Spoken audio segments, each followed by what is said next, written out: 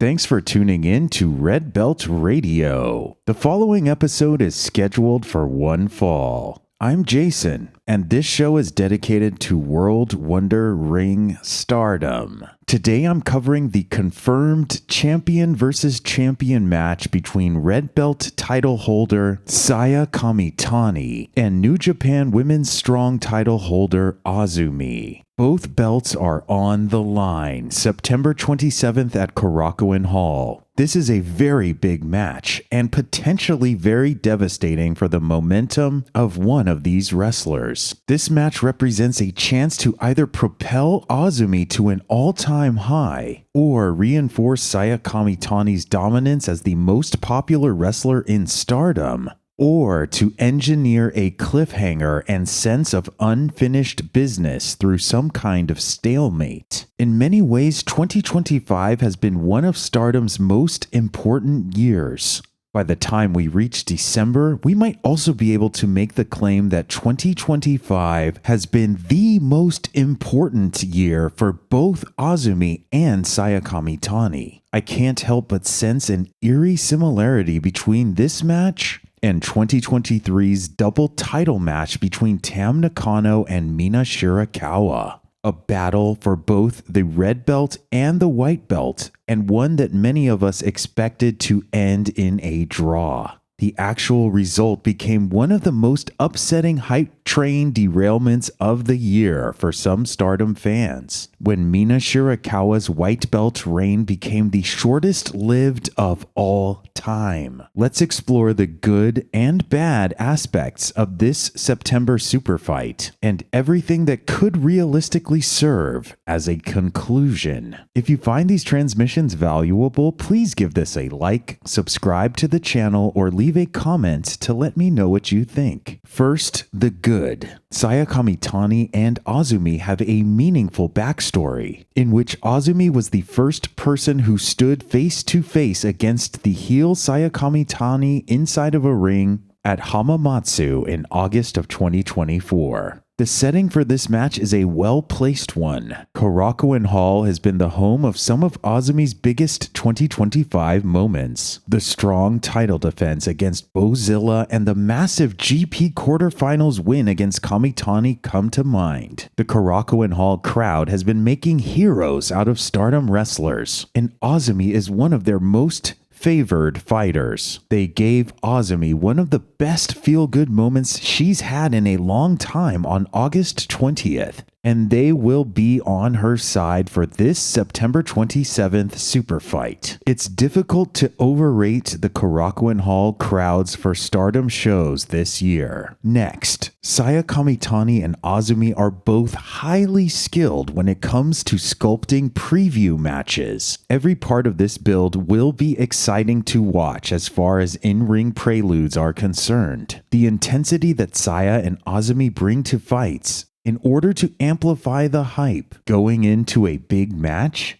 is very impressive. Now let's take a look at what could be bad. As applause-worthy as the 5-star GP final match was on August 23rd, I do have a minor nitpick. I thought there were too many destroyer spots. Azumi has started to do this recently. Destroyer into the Azumi Sushi. Destroyer without the Azumi Sushi. Double underhook destroyer. Avalanche destroyer. And no matter how many land, these destroyers are no longer destroying anyone. It's becoming her broad brush big move spot, and is becoming oversaturated. I think she could cut down on the destroyer spots by about 2 to 3 per big match, or develop another big move for these giant matches. I said all of that to say that I hope the Kamitani and Azumi match finds a way to reduce the quantity of destroyer spots. My other concern pertains to the possible match results, so let's just move on to those right now.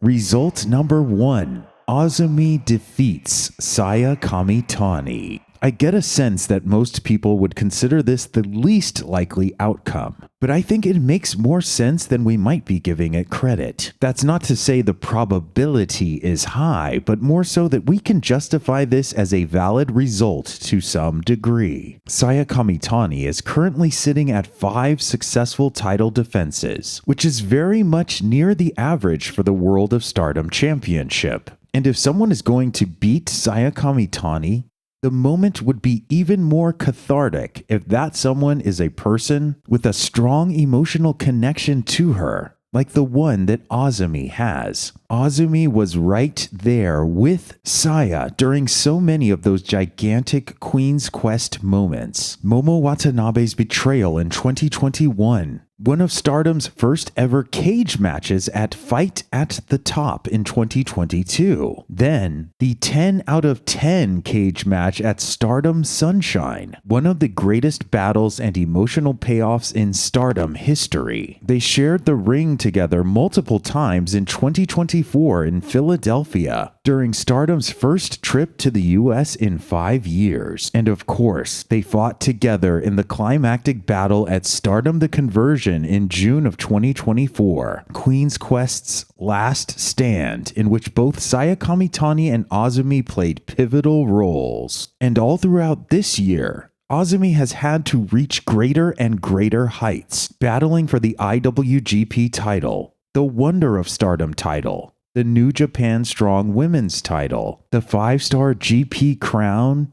and now the World of Stardom title. This year has been nothing short of insane for the high-speed bomb girl. And yet, unfortunately for Azumi, the reign of the Phoenix Queen has taken on a life of its own. It simply does not feel like the time to close this chapter. Not with the ticket sales, the outside attention, the merch movement. Not while the iron is this hot. It would be rather strange for the 5-star GP runner-up to take the red belt by force before the actual winner of the 5-star GP even gets a chance. The timing just doesn't feel right for Azumi, even if the story nearly fits. Result number 2. Saya Kamitani defeats Azumi.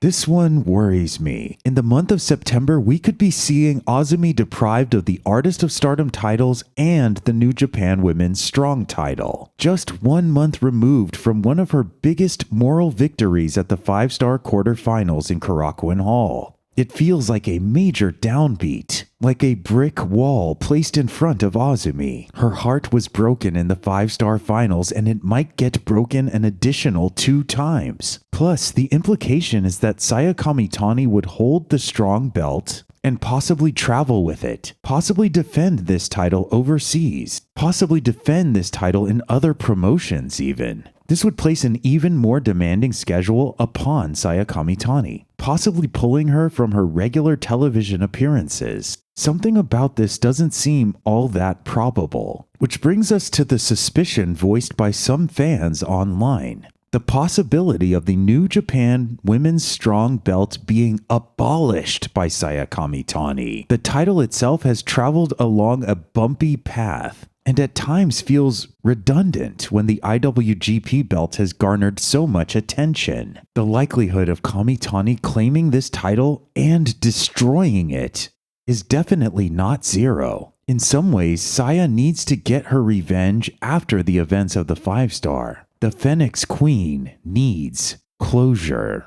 Result number 3. No one wins. We have not seen a time limit draw occur in a match as big as this one in quite some time. And yet, it would make for a nice change of pace across Saya Kamitani's title reign. She has yet to face someone who could survive the night, outlast all prior contenders, take the red belt to the limit. If ever there was an opportunity to make the New Japan Women's Strong Belt feel more valuable, what better option than to show that its champion can match the biggest force in Stardom? The crowd at Korakuen Hall is so dedicated that they would not voice dissatisfaction with this result. And anyways, the number of time limit draws at Stardom Korakuen shows is probably too high to count. But when it comes to 2025, aside from this year's GP, current Stardom has been quite discerning about not overdoing these draws. I think the result of this match truly boils down to what BUSHIROAD thinks about the New Japan Women's Strong Belt, and whether or not they believe it has a future. A draw allows them to try and elevate this championship, while a Kamitani victory gives them an opening